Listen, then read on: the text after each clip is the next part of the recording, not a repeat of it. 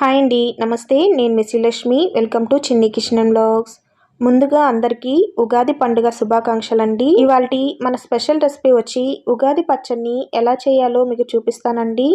ఉగాది పండుగ రోజు ఉదయాన్నే ఈ పచ్చడిని చేసి దేవునికి నైవేద్యంగా పెడతారు. మరి షడ్రుచులతో సమ్మేళనమైన ఈ ఉగాది పచ్చడిని ఎలా ప్రిపేర్ చేసుకోవాలో దాని ప్రాసెస్లోనికి వెళ్ళిపోదాం.